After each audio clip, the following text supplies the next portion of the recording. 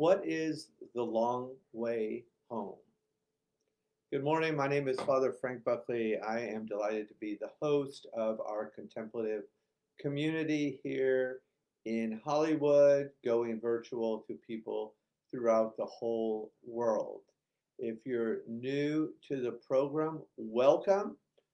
It's a three-part morning practice that begins with inspiration, and then the heart of the program is the 20-minute silent meditation. And at the end, rather than jumping up and rushing into your day, one of the ways to really flourish is to slow it down, and we take just the last couple minutes for a Jesuit Ignatian examen to reflect on where in our lives we found God recently. And thanks so many of you for sharing that in the comment column. It's a way, even in the middle of a pandemic, that we build really quite great community. So happy you are all here this morning. Earlier in the week, we began with a little inspiration from Dorothy Day, and I had so much positive feedback from people who enjoyed it. I decided to pick her up again for our inspiration. The first time I came across this book, let's see here, sorry, Dorothy Day Selected Writings, edited by Robert Ellsberg, was I took a class on Ignatian spirituality at the Jesuit School of Theology, Berkeley, and Father George Murphy had us read it for the class. And I will tell you, after reading that book, I never quite looked at the world the same way. Dorothy Day is a huge hero of mine. How she did it, I have no idea. As a single parent with a child, she was indefatigable in the way she just took the gospel values and put them into practice from where she stood. It's kind of unbelievable. So I thought for happy Friday. Today is definitely going to be a great day. And I thought we would start with Dorothy Day, and then we'll move into the inspiration. So thank you, Father George Murphy, for introducing us all to this book, and I am certain you will enjoy our meditation this morning. Let's begin.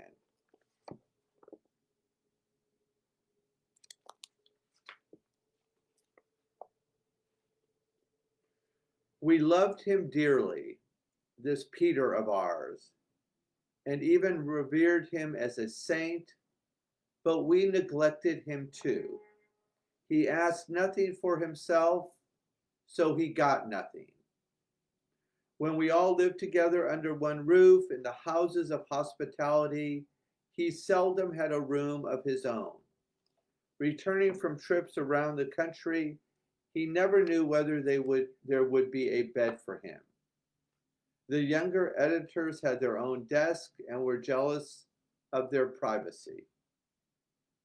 But Peter not only had no place to lay his head, but no place for his books and papers, aside from his pockets.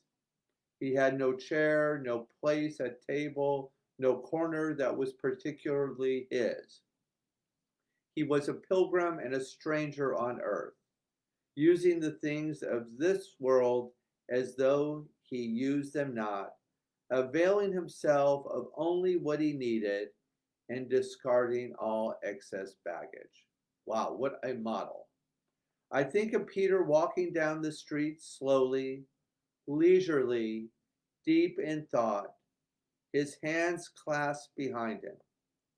He paid no attention to traffic lights. I suppose he put his faith in his guardian angel. Now, someone once described me in an interview as authoritative.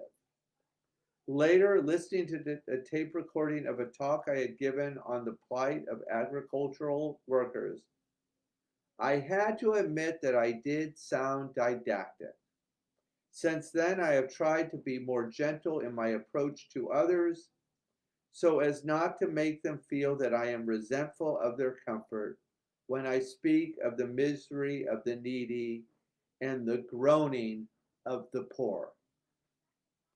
But if I am didactic, it is because Peter Morin was my teacher, because he gave me principles to live by and lessons to study, and because I am so convinced of the rightness of his proposals. How can you be so sure? Mike Wallace once asked me in a television interview. He spoke with wonder rather than irritation because he felt my confidence was rooted in religion. I told him that unless I felt sure, I would not speak at all. If I were ever visited by doubts, either religious ones or doubts about my vocation in this movement, I would accept it as a temptation, as a great suffering that I must share with so much of the world today. But even then, deep within, I would be sure, even though I said to myself, I believe what I want to believe, I hope what I want to hope, I love because I want to love. These very desires would be regarded by God as he regarded those of Daniel, who was called a person of desires and whom God rewarded. Well, Dorothy and Peter, if that's the long way home, let's take it. So, as we gather as a contemplative community, I invite you to first, one of the main ways we flourish, one of the ways we have brain health, one of the ways we nurture our body, our mind, and our soul is to unplug all technology. So I will set my timer for 20 minutes so you don't have to even worry about that.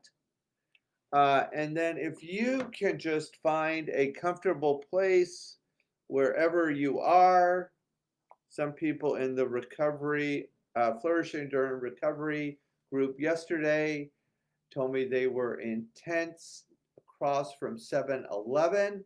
So if you're listening, welcome. I'm so glad you're practicing a little meditation with us this morning. And I know it will make us all more well. So meditation, mindfulness should be three things. First and foremost, it should be effortless. You just sit down, calm, and relaxing. I invite you to lower your eyes to something that feels safe and comfortable to you. Settle in, and let's begin.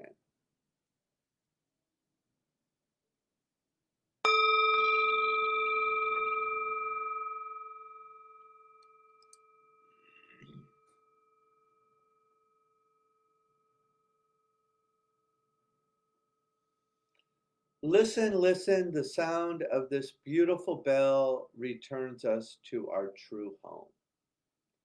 As always, we begin with diaphragmatic breathing just to get us grounded in this topsy-turvy world in which we find ourselves. Breathing deeply in through the nose and then exhaling through the mouth 3 times as a community. Inhale and exhale. Beautiful. 2 more times. Inhale and exhale, bringing fresh oxygen to the brain and the body. Last time, give it all you got. Inhale And exhale. Continue to breathe on your own. Take the attention to the body. We always start with the feet. Feel the soles of the feet pressed onto the green earth, our mother. And just notice how solid the earth feels beneath us.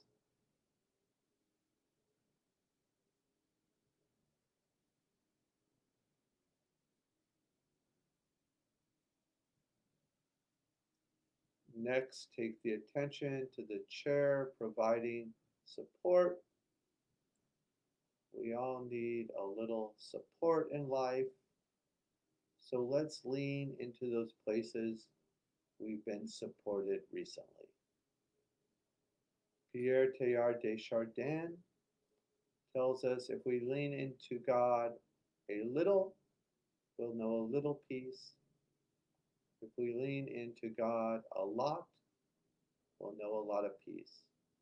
But when we lean into God completely, we know complete peace. Just lean in.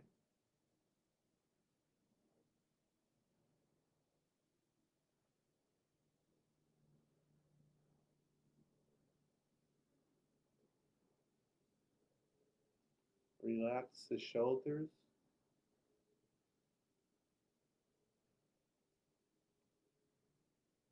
Take the attention to the heart.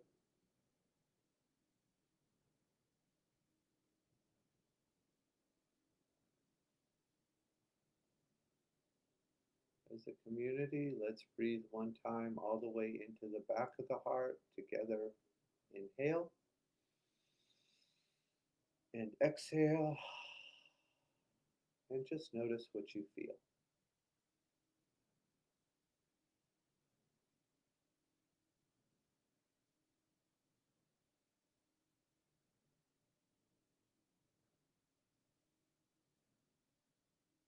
Finally, focus on an intention for this morning's practice.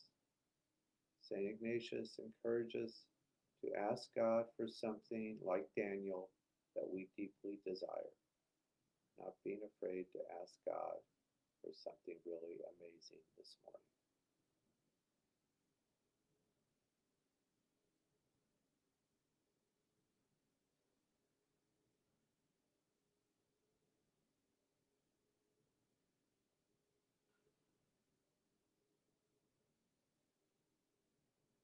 And together we'll seal our intentions with an inhale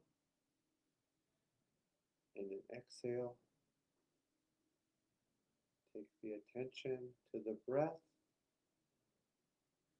God moving within us.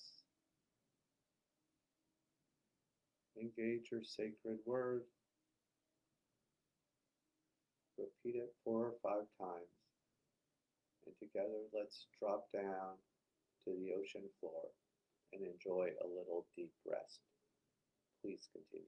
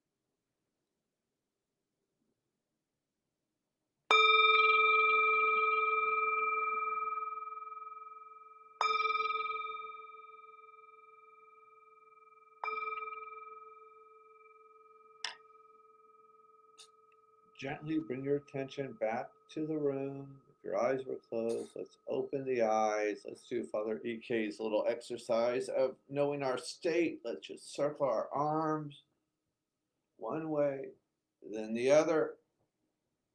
Beautiful. And then just raise the arms up, stretch out. There's a great TED talk on this. And let's just all together say, today is going to be a great day. Together. Today is going to be a great day, and it's going to be a great weekend.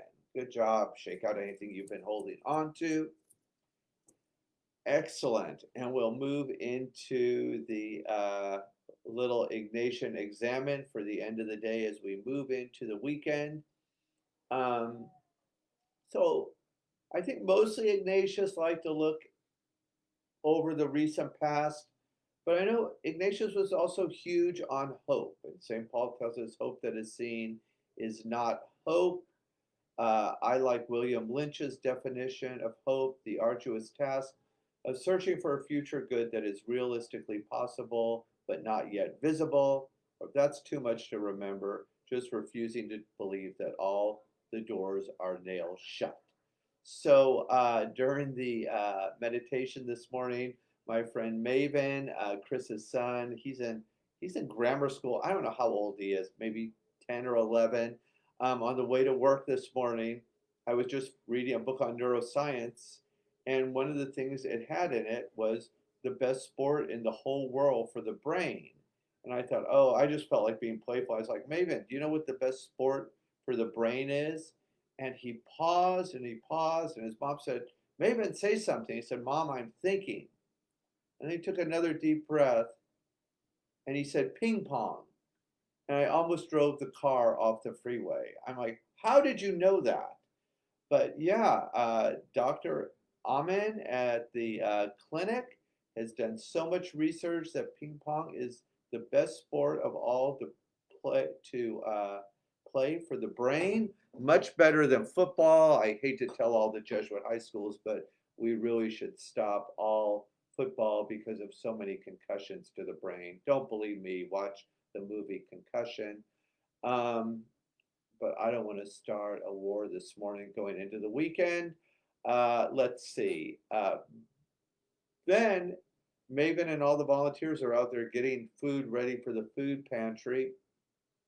And I couldn't help but overhear him say, let's put a plan together for 2021, end homelessness now. Well, Maven, you've got a better imagination than me. There's a kid who realizes that all the doors are not nailed shut. That Lhasa, that Mayor Garcetti, we certainly have all that is needed to end homelessness, except we suffer from one of the most tragic diseases of all, a poverty of the imagination. And then last but not least, the other way God really came alive for me was we had the Flourishing and Recovery group yesterday, and again, it was amazing. And some Paige ordered for us this huge tent. I have a melanoma, so I'm not supposed to be in the sun. So we all got to sit in the shade, drink green iced tea, and practice evidence-based practices for flourishing with people who are living on the streets. I mean, in all my years of being a Jesuit, it really doesn't get much better than this. And in the middle of the meditation, last but not least, my monkey mind was going a little bit about Tuesday and Thursday. What about a different name for the group on Thursday rather than Flourishing and Recovery? And we love alliteration at the center. So I thought Father Frank and the 5 F's of neuroscience: faith, food, fitness, focus, and friends. On that note, I miss you guys already. Please try to do your 20-minute meditation sometime each day during the weekend. It will change your life. And I am so grateful to all of you for joining in. There is no way I could get on this mat every day for 20 minutes without you. God bless you. Have a gorgeous weekend.